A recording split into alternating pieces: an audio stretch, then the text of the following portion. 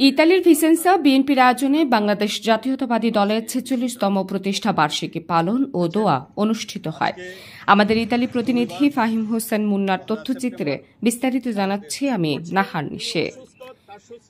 বাংলাদেশ জাতীয়তাবাদী দল বিএনপির ৪৬তম প্রতিষ্ঠা বার্ষিকী উপলক্ষে আলোচনা ও দোয়ার আয়োজন করে ইতালিস্থ ভিসেন্সা বিএনপি। প্রতিষ্ঠা বার্ষিকী উপলক্ষে দলের প্রতিষ্ঠাতা শহীদ রাষ্ট্রপতি জিয়াউর রহমানের আত্মার মাগফিরাত, ছাত্র জনতার গণ অভ্যুত্থানের সকল শহীদদের মাগফিরাত, দেশনেত্রী বেগম খালেদা জিয়ার আশু রোগ মুক্তি, তারুণ্যের অহংকার, আগামী দিনের রাষ্ট্রনায়ক তারেক রহমানের সুস্বাস্থ্য এবং দেশের বন্যা দুর্গত মানুষের জন্য ভিসেন্সার স্থানীয় একটি মসজিদে দোয়া ও মিলাদ মাহফিল অনুষ্ঠিত হয়। মসজিদের ইমাম দোয়া পরিচালনা করেন। সে সময় বক্তব্য রাখেন মোহাম্মদ আজিজুর রহমান, সভাপতি ভিসেন্সা বিএনপি, মোহাম্মদ ফিরোজ খন্দকার, সাধারণ সম্পাদক ভিসেন্সা বিএনপি, যুবনেতা সোহান এবং সাইফুল্লাহ।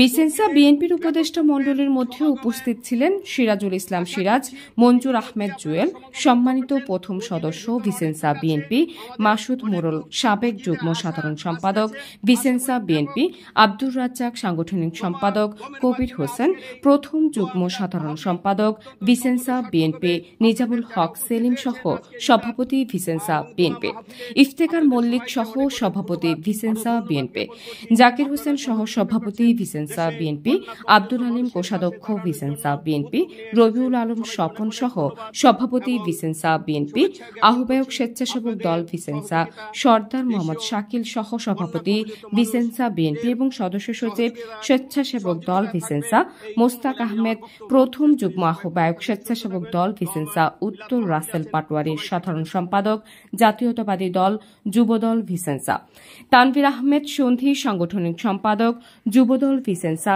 সম্পাদক মণ্ডলী থেকে উপস্থিত ছিলেন। নুরুল ইসলাম, মহসিন সরকার, আব্দুল মতিন, লতিফ মোহাম্মদ, ভিসেন্সা বিএনপি।